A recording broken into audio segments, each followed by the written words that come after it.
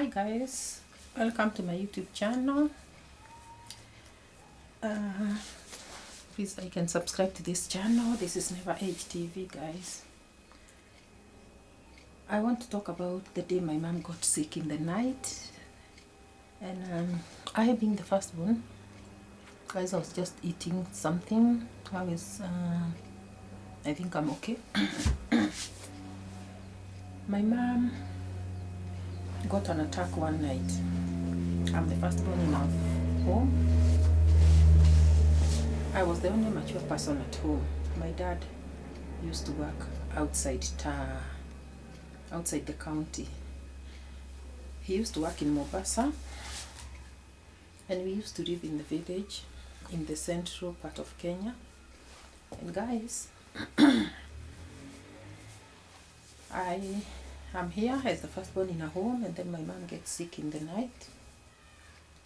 Guys, this is something that has been experienced by different people, but I experience it very differently because I like buttoning up. This is the cold season and it's very cold, especially inside the house. So guys, my mom gets sick in the night. My mom always had stomach ulcers, but she used to say that it is the liver that is aching. Can you imagine that? What is ini? Meaning it is the liver that is aching. And she used to take milk to calm it down, cold milk, even in the night. But this particular day, the milk didn't work. And who said milk is medicine? These are just beliefs, because now that I'm all grown, I know that she was suffering from stomach ulcers, and that is what was disturbing her. So guys,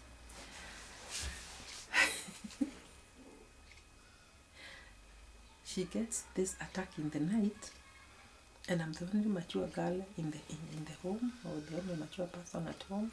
My siblings were younger. And guys, what happens when somebody gets sick in your presence? This is the village where there are no taxis. We used to go to people's homes. Those homes where people used to own vehicles, and we could knock at their gates. You know, in the village where I was born, not many people used to own cars. And if a home owner owned a car, then that person was a person of substance. So guys, there were those particular homes where vehicles were known to be available, and in case you got somebody sick in the night, you'd go to those homes, because there were no telephones, knock at their gates in the night. Sometimes they would refuse to open because they were used to that, and they could say they are disturbing our sleep. There are times that they could open and ask you very arrogantly, what do you want? And yet these are neighbors at home. What do you want? And you start explaining that you have a patient, and you're requesting that they wake up and help you take them to the hospital. And they would say, my vehicle doesn't have fuel. Gone are the days. Gosh, let me tell you guys. I'm even speaking in low tones because let me tell you, help where you can. These guys would say, somebody would say, my vehicle doesn't have fuel, or my vehicle is not okay, and they leave you there at the gate. So you go to the other home, very far away. Like in the villages, you know the way villages are named. This village could have a name like A, then another village, the village B, is like 10 kilometers away or more. Village C is across the river. Village D is across the other river. Those names. And you could live there and go to the other village to look for transport. So this particular time it happened that I, being the only mature person at home, my dad was in Mombasa. My mom's house has exacerbated, and she tried the milk when we were going to bed, and she had complained the whole day. But she used to go to hospital, and with us, as you know, this is a gradual treatment. They treat them gradually. So they used to give her some syrup that she could take, and she would go home, and she would be advised, don't take coffee, don't take what was that other thing? Coffee. She was told not to take maize. You know, maize will scrub on the wound. I believe an ulcer is a wound in the stomach, and or somewhere there. And with the coffee, maize, she was told not to take acidic things, like she could never eat oranges. And now at home, there are times, guys, that the only food that is at home is githeri. Githeri is a mixture of beans and maize boiled together. And this is the village. Food is not very readily available, different types of foods. So what do? You sometimes take. And this happened, this particular time, she happened to have taken, I remember we took githeri over lunch with her. And she was still saying, hey, try to give me the side where there are beans, because this will not work with me so well. And lastly, she took that, and at night she couldn't sleep. So she woke up in the night and took her cooled milk, tried to go back to sleep. You know, I was only, I think I was 13. So there's nothing you know, she was to take care of herself. But now, when sicknesses come in the night, you have to grow up, girls. You have to grow up, guys, and help where you can. So at night she couldn't sleep. She was in very severe pains, and guys, I had to act. She knocked at my bedroom and told me to go and call my neighbor. On calling my neighbor, she came, and we both went. We were sent to the owner, to that home where the vehicle was supposed to be sourced. And guys, when we went there, we knocked at the gate as usual, and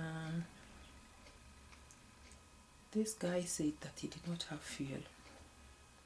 The vehicle was okay, but he didn't have fuel. So I have always been a sharp girl. I knew, because the duration of time that we took at the gate just was an indication that this guy was not willing to wake up. And I don't blame him. There are times that you sleep and you have caught your sleep, and then you hear somebody knocking at the gate, and you are like, what do they want when I'm sleeping?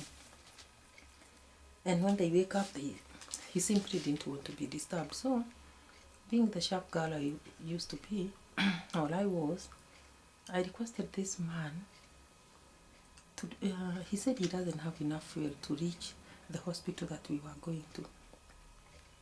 So I requested him if he could drive us to the other home where it was said there is a vehicle, and which was quite a distance away. So I asked him, and your fuel, you say you don't have enough fuel to the hospital, yeah. Do you have the fuel that you have? Can you drive us to the Mr. Joel's home? We go and try and get his vehicle from there, because your fuel cannot reach the hospital. But at least they can reach Joel's home. So this man did not have an option. Oh gosh, have you ever been caught between a rock and a hard place? I think he was. So he was unable to refuse. He agreed. But guess what, guys? When he got inside the house, he came out dressed in a way that he even put on shoes. You know those days people could just step out in slippers, but he came out in shoes and a pair of shoes and the the coat, overcoat, and he said, let's go. So we went, and when we reached our gate, you know, now we had gone the opposite direction from our home, but where we were going to source the second vehicle was the other direction. So we had to go bypassing our home to go to the next home. But when we reached our home, the guy stopped. And I was like, oh, you are stopping. I thought we were going. And he said, no, let us see whether this fuel of mine can reach the hospital. So we entered home. We picked our mom. And we drove towards the hospital. Guys, why I got this person red-handed, not red-handed as such, but why I knew he was lying to us that he didn't have fuel is because on our way to that hospital where we were going, we had to pass a petrol station. We passed the petrol station. And guys, this guy did not even stop at the petrol station to fuel. And we reached the hospital. We waited at the hospital until the time we were treated. And we were now, we entered his vehicle again to be taken back home. And guys, let me tell you something. Still, he drove us up to home without stopping at the petrol station. And I asked myself, why would you refuse to take a sick person to hospital? Gone are the days. Today, I don't think it is the case. And again, these motorbikes that came, they help a lot. Those days there were no motorbikes. You could only hire a vehicle to take you to hospital, or you wait until morning so you could take a matatu. And guys, let me tell you something. Today, if you got a sick person, you'll call a motorcycle person, be it 3 in the morning, be it 4 in the morning, be it whatever time of the night, and this motorcycle guy is going to if your patient is not very sick, let me tell you, it is the village life I'm talking about. A sick person will enter that motorcycle and be carried to hospital, unless that person is extremely sick. And if that person is extremely sick, this motorcycle guy will be able to go and source help out there and come and get a vehicle, go to homes where vehicles are. So guys, I'm seated here remembering that time. And why I remember this thing is because I just received a call from my mom, who is still alive and very okay, and God has blessed her. And she tells me, oh, remember I have a clinic tomorrow. And I'm going to a clinic on other issues of our body. And but still, I want us to go early so that we can pass the main hospital, because my ulcers have recurred. And I said, oh, ulcers. And because she told me my mother tongue in Kikuyu, and I'm like, the in the liver, and it has risen again. And so we'll pass the hospital as we go for the other clinic, her orthopedic clinic, so that she can be and this reminded me of those days that I went at night to a neighbor's house trying to source help, because the river was burning then. And guys, it was stomach ulcers. Duodenal or what? Those ulcers, peptic or whatever. I thank God I don't have them. And now guys, this reminded me of that time that we went sourcing for help, and we had to really soothe somebody to come and take Mama to hospital at night. And I'm here thinking, suppose suppose I did not insist when he said that his vehicle didn't have fuel, and just maybe turned away and walked away and gone home. What would I have done at 3 in the morning? Because there's no way I would have reached the other home across the river at night. And here my mom was in a lot of pain.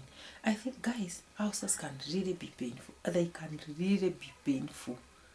I looked at my mom and I didn't know she would reach morning that day, because she was extremely sick. But I thank God, because above all else, God healed her. And today she manages. She only avoids eating some of these things that are acidic, and she is now well taken care of also. She also takes care of herself well.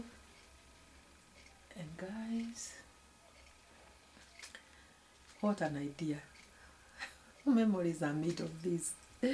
Today, there are so many homes with vehicles, even in the village. So many that they'll even want to be given business. If you knock at somebody's gate at night, they'll only be happy because they'll overcharge you because it is night. But there are so many, because if you don't get a vehicle from this home, you'll go to the other one, to the other home, and you'll get meals. And there are also homes where some people have managed to buy their own cars.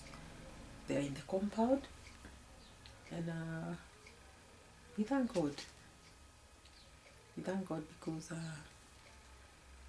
the suffering that we used to go through then is no longer the case today. So guys, this was my mind was jogged by that call that I received from Mama. Tomorrow you come earlier because we'll pass the hospital. My ini has again started. And they say India ringi. So ini is what? Ini is the river. So they think when they feel pain here, they think it's the river, whereas it is the houses. This, you know, they are old, so we understand them. Guys, like and subscribe, hit those that notification bell, guys, and like, share. Let's do this, guys, and we'll see you in the next video. Bye.